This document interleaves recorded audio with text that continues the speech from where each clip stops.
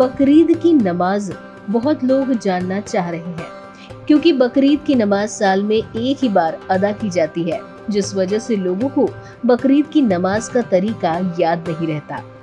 बकरीद की नमाज में कुछ तकबीरें होती हैं, जिन्हें इस नमाज के दरमियान अलग अलग मौके पर इनका जवाब दिया जाता है, जिसमें लोग गलत जवाब दे देते हैं।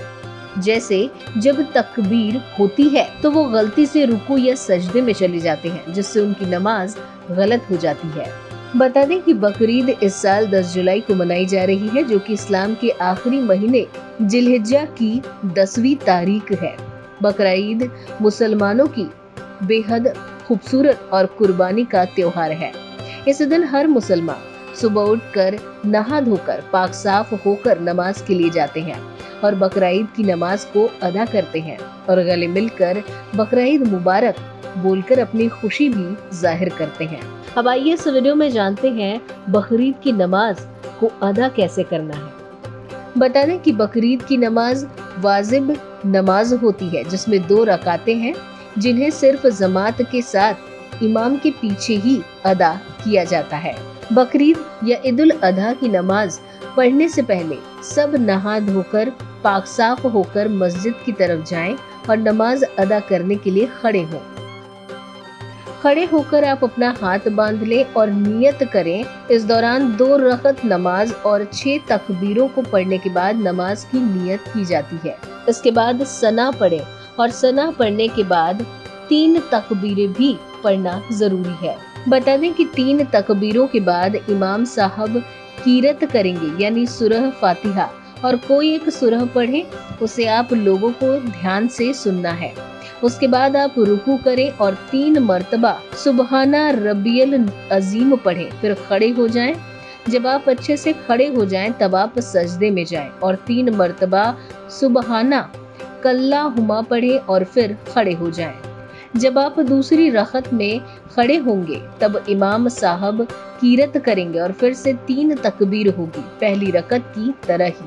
पहली तकबीर में भी आप अल्लाह का नाम लेते हुए अपने दोनों हाथों को कानों तक ले जाएं और छोड़ दें, और अब दूसरी रकत में भी आप अपने दोनों हाथों को कानों तक ले जाएं और छोड़ दें। इसी तरह आप तीसरी तकबीर में भी अपने हाथों को कानों तक ले जाएं और छोड़ दें। तीनों तकबीरें हो जाने के बाद आप बिना हाथ उठाए अल्लाह का नाम लेते हुए रुकू सुजूद करें और 3 मर्तबा सुबहाना रब्बियल अजीम पढ़ें और सजदे में जाएं। सजदे में 3 मर्तबा सुबहाना रब्बियल अला पढ़ें और तशहुद में बैठ जाएं और हस्बे मामूल सजदे तशहुद पढ़कर सलाम फेर लें।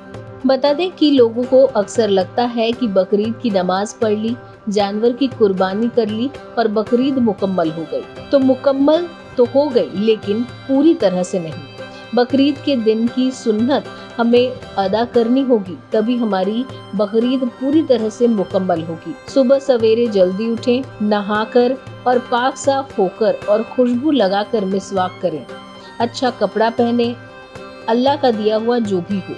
ईदगाह में नमाज पढ़ें। अगर कोई मजबूरी हो तो आसपास में मौजूद किसी भी मस्जिद में नमाज अदा कर सकते हैं। जल्दी ईदगाह में दाखिल हो सके तो पैदल जाएं। नमाज के लिए जाने से पहले सदका फितरा अदा करें। ईदगाह में नमाज अदा करने के जाने से पहले कुछ भी ना खाएं। रास्ते में तकबीर पढ़ते हुए जाएं। जिस रास्ते से नमाज के लिए गए उस रास्ते से वापस नहीं आए, ताकि ज्यादा से ज्यादा लोगों से आप मिल सकें। लोगों में कई बार ये सवाल भी आता है कि बकरीद की नमाज मस्जिद में अदा कर सकते हैं क्या? तो बिना किसी मजबूरी के मस्जिद में नमाज अदा करना मना है। ईद और बकरीद की नमाज ईदगाह में पढ़ना ही बेहतर है। उम्मीद करती हूँ कि आपको ये वीडियो पसंद आया होगा। वीडियो को लाइक और शेयर करें, साथ ही चैनल को सब्सक्राइब करना ना भूलें।